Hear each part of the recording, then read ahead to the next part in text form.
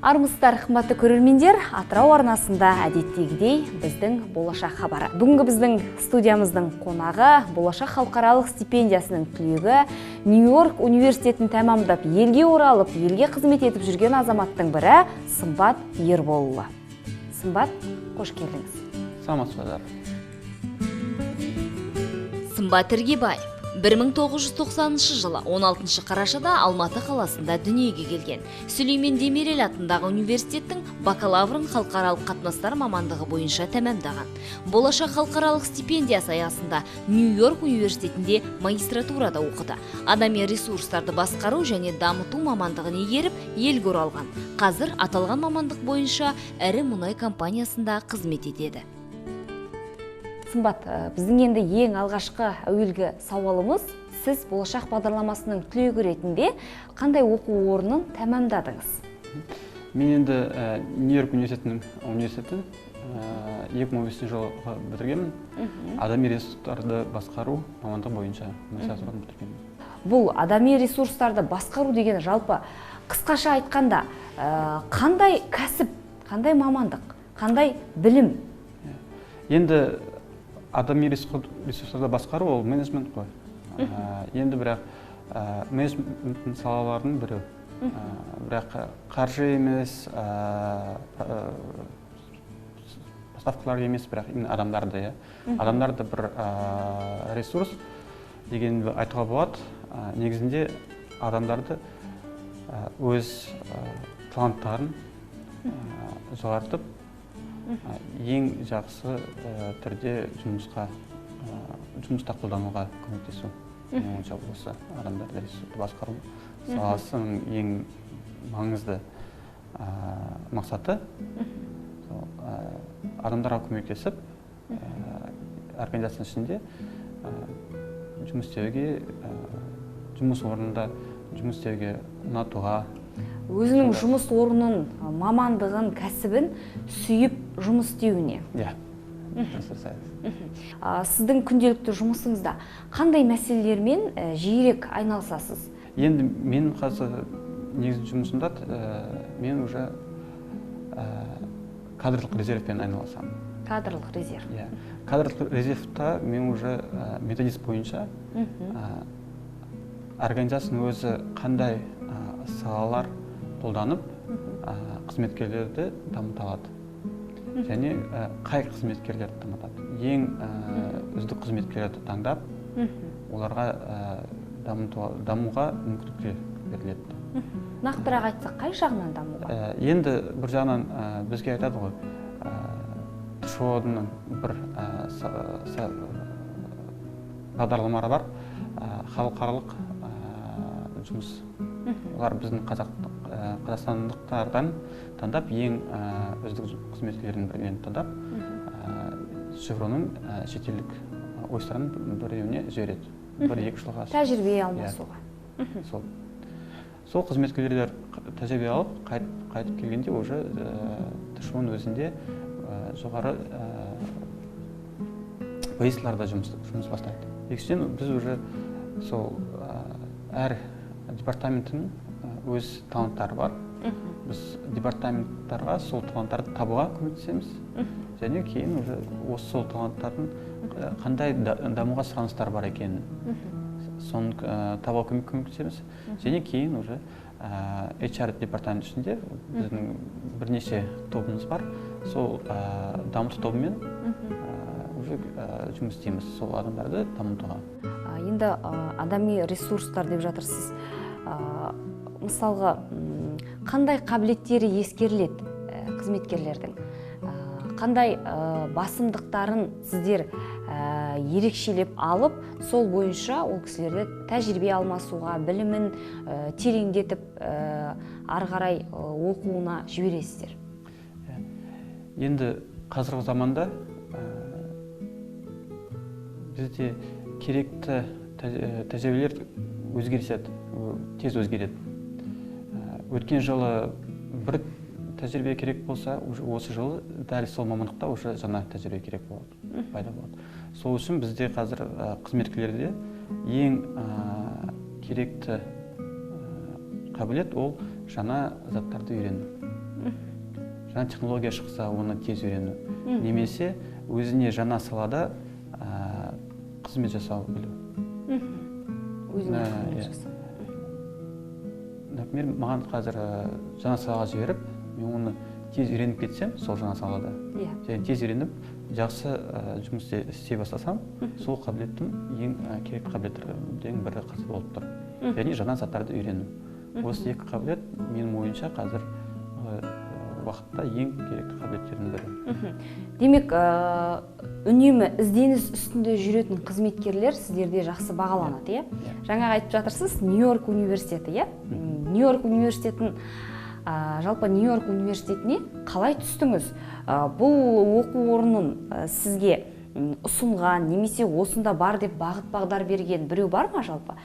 Немесе бұл бала кездегі арманның бірі ме? Жоқ, енді мен болашаққа түскенде стипендиясына. Кейін өз мамандығым бойынша ақш-та ең үздік университеттерін іздеген. Сол үздік университеттердің бірі Нью-Йорк университеті болған. Тағы да енді бәріміз білеміз ғой Нью-Йорк қаласы. Иә, аты дардай Нью-Йорк университеті, әйгілі Нью-Йорк. Сол үшін сол Нью-Йорк университетін таңдадым, және мәзбін сол университетке барғаныма. Өйткені кейбір университеттер бар, көп теория білім береді. Сен зерттеуші болғысы келсең, Нью-Йорк университетінің менің адами ресурстарды басқару бағдарламасы соншама жақсы болмайды саған. Бірақ сен енді маман болсаң, индустрияда жұмыс істеген келсең, сол Нью-Йорк университетінің бағдарламасы жақсы келеді. Өйткені бізде профессорларға күндіз жұмыс істейді. Бір компанияның вице-президенттік болады HR бойынша. Кейін кешке келіп саған уже сабақ береді. Солардың тыңдағанда уже білім де болады, қалай осы білімді жұмыста қолдануға болатынын білесің. Нағыз керек нәрсе. Сол үшін маған бәрінің масына жақсы болды. Бізде осы біздің болашақ хабарының бір кейіпкерінің айтқаны есіме түсіп отыр осы жерде. Болашақ бағдарламасымен оқуға барғысы келетін талапкерлерге айтарым дейді. Кішігірім, аты елеп ескерілмеген университеттерге барғаннан гөрі ақыр тәуекел етіп барам дедіңіз ба, оқуға кетем дедіңіз бе, бірден танымал университетті таңдап, сол жерде білім алыңыз дейді. Ол Оксфорд, өзі Оксфорд университетінің түлегі, сондықтан осындай бір кеңесін айтқан еді. Бұл орайда сізден сұрайтыным, Нью-Йорк университетінің талабы қандай болды? Қандай жоғары талаптар қояды өзінің студенттеріне, немесе абитуриенттерге, талапкерлерге? Енді мен ойынша қатты жоғары емес. Қатты жоғары емес? Менде TOEFL бойынша 100 балл болған тіл білімнен. Тіл білімінен өте жоғары. 100-ден жоғары болу керек еді. Одан басқа, сен қай мамандықта түсіп жатқаннан, наверное, қарауға керек. Өйткені сен техникалық салаларға түскенде бір талаптар болады. Бизнес салаларға түскенде басқаша талаптар болады. Бірақ менің ойымша, сіздің айттыңыз ғой, болашақ түлегінің айтқан. Менің ойымша, ол дұрыс, арақты университетте оқуға. Бірақ басқа жағынан да оқыс келген адам әр жерде оқиды. Оқыс келген адам ол қай жерде де оқиды, керек білімін алады дейсіз. Мен бір жағынан қарағанда, мен осы болашақ түлегімне қасына келдім. Бірақ қазір қарағанда, мен қасында менің әріптестерім болашақпен оқыған жоқ. Осында Қазақстан университетін бітірген, бірақ біз бір салада жұмыс істейміз. Бірақ білімдері менен де үлкен болып кетеді, тәжірибелері бар. Сол үшін менің ойымша, осы болашаққа барып оқып келген жақсы, бірақ сен сол білімді қалай қолданасың, қалай қайтып келген соң тоқтайсың ба өзі оқуында, немесе әрі қарай оқи бересің ба? Сол маңызды менің ойымша. Демек, адамның өзіне байланысты дейсіз ғой? Адамның өзіне байланысты. Бір адам сол Оксфордты бітіріп, әрі қарай оқымай, бір жерде тоқтап қалады. Екінші адам аяқты университетті бітірмей, жай бір университет бітіріп, бірақ тоқтамай даму береді. Сол үшін менің ойымша ол адамның негізі қасиеттері осы жаңа заттарды үйрену және қолдану жұмыста. Енді осы Нью-Йорктан қайтадан елімізге қайтып келсек, сіз қай жердің тумасысыз? Атырауға қашан келдіңіз? Осыны айтсаңыз. Енді мен Алматы қаласында туғанмын. Алматы қаласында туып өскенмін. Енді 1-2 жыл Тараз қаласында тұрғанмын. Тараз лицейінің түлегімін. Кейін Алматыда Сулейман Демирель университетін бітіріп, болашаққа түскенмін. 2015 жылғы қайтқанмын Қазақстанға, және қайтқан соң мен уже Назарбаев университетіне жұмысқа тұрып, 5 жыл сол Назарбаев университетінде жұмыс істегенмін. Кейін мен өзім HR-мын ғой. Және мен басқа адамдарға айтамын, сендер тоқтамай әрқашан даму беріңіз, жаңа заттарды үйрене беріңіз. Бірақ мен өзім 5 жыл жұмыс істеген соң Назарбаев университетінде өзіме қарағанда түсіндім, маған ары қарай даму үшін даму керек, маман сияқты. Енді Назарбаев университеттегі жоғары білім индустриясы. Бірақ жоғары білім индустриясы ол да өзгеше ғой. Менде уже біраз өзіме қиындықтарды керектігін сездім жұмыста. Жаңа сұрақтар, жаңа жұмыс деген заттарды. Сонымен мен қарағанда қай компанияда жұмыс істегім келесі. Сонда уже біздің Теңізшевройл компаниясына қазіргі жұмыс орныңыз келген жұмыс істеуге. Бұл компанияға жалпы бұл орынға қалай тап болдыңыз, қалай келдіңіз?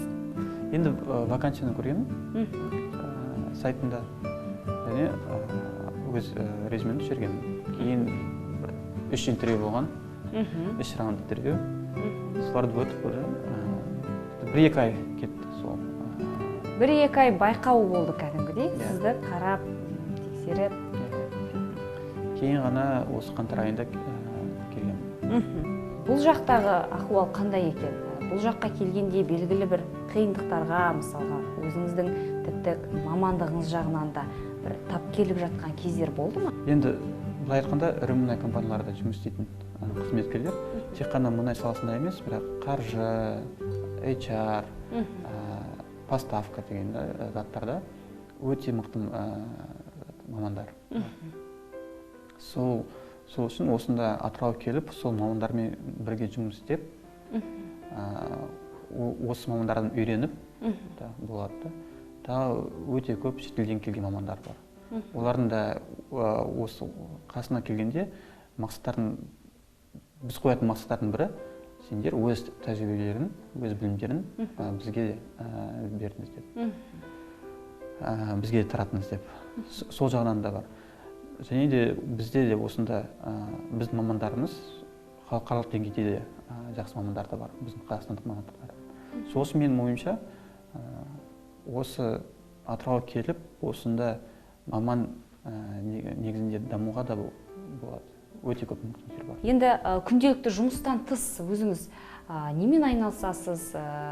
Мүмкін өзіңіздің бір оқитын белгілі бір кітаптарыңыз, авторларыңыз бар шығар, біздің көрермендерге осы жағынан ақпарат айтып өтсеңіз.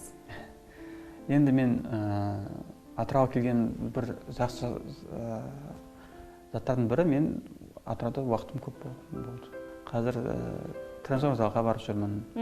Кейін қазір осы теннис ойнауға үйреніп жүрмін. Қандай түрі теннистің? Үлкен теннис. Бәрекелді. Сол бұрыннан бері үйренетін бір спорт еді. Бірақ енді тек қана Атырауға келген соң үйреніп бастадым. Достарым пайда болды. Жаңа хобби пайда болды. Және өзіме де үйде де біраз кітап оқуға да уақыт пайда болды. Бірақ мен оқитын кітаптар, наверное, мен мұндай Абай жолы сияқты кітаптар оқып бітірдім уже кезінде. Қазір оқитын кітаптар олар біраз фантастика ма, уже демалуға үшін оқитын кітаптар. Енді кітап оқудағы мақсат та әртүрлі, әр адамда.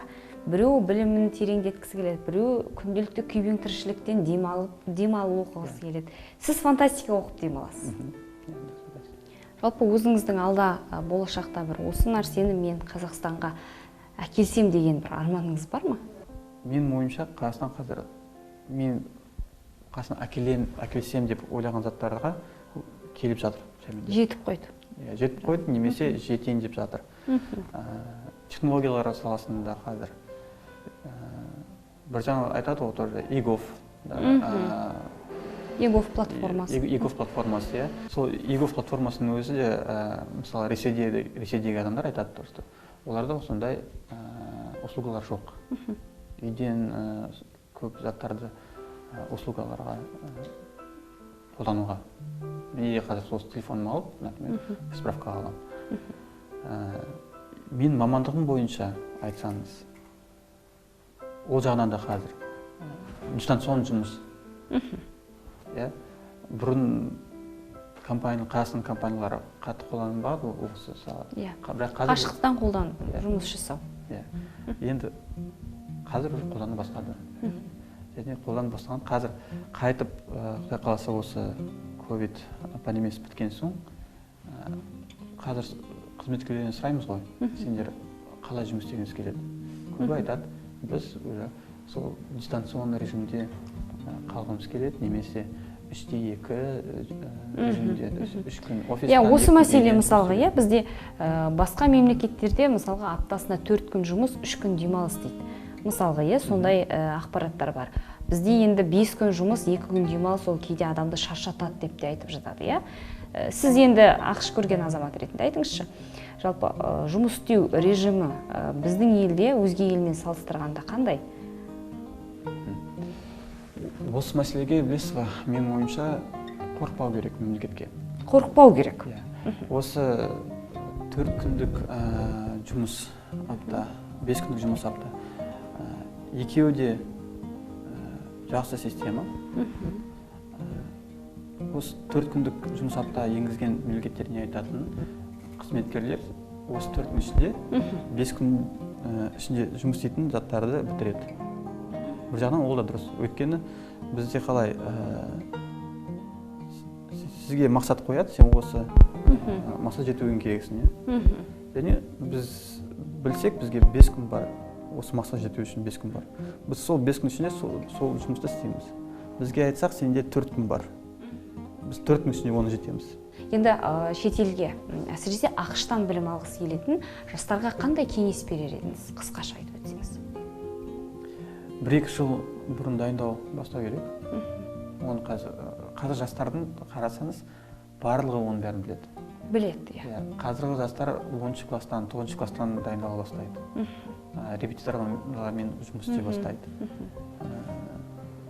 Олар уже 10-шы класстан өз университетін таңдап алады. Енді менің айтатын бір нұсқауым, менің ойымша ақшқа бакалавриатқа баруға керек емес. Қажет емес. Қажет емес. Неғып, өйткені бізде Қазақстанда бакалавриаттың беретін университеттер де бар. Өте жақсы. Сен грантқа түспесең, жақсы, өте жақсы. Бірақ грантқа түспесең, ақыл жөнінде ақылы түрде барудың қажеті жоқ. Ақылы түрде барудың қажеті жоқ. Неғып, өйткені біздің мықты университеттеріміз бар Қазақстанда. Бірақ барсаңыз, магистратураға баруға болады. Ақылы өте ретінде. Өйткені кейбір адамдар бакалавриатқа мен программист боламын деп барады. 18 жастар, мен де сөйтіп жүргенмін. Кейін бакалавриатты бітірген соң, олар жоқ, мен оказывается маркетинг жасағым келеді. Бакалавриаттың өзі белгілі бір таңдау жасау үшін әлі бір тұрақталмаған уақыт, 22-23 жаста уже адам өзін жақсырақ біледі. Ақылы ойы толысады. Және магистратураға барғанда ол уже өз қай салада ол жұмыс істегісі келеді, сол салаға. Кейбірлер қазір мен білем 35 жаста басқа мамандықты оқи бастайды. Сол үшін мен ойымша асықпау керек, және де жұмыс істеу керек. Осы ақш-қа барам десе, мен өзім 3-ші курстан бастадым стипендиялар қарастыруға.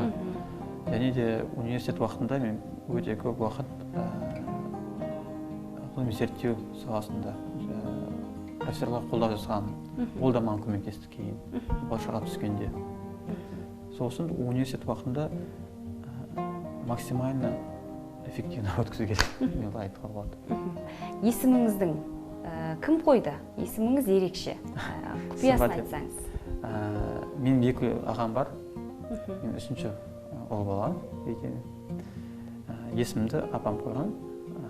Апам бізде Әжені апа дейді. Әжені апа дейді.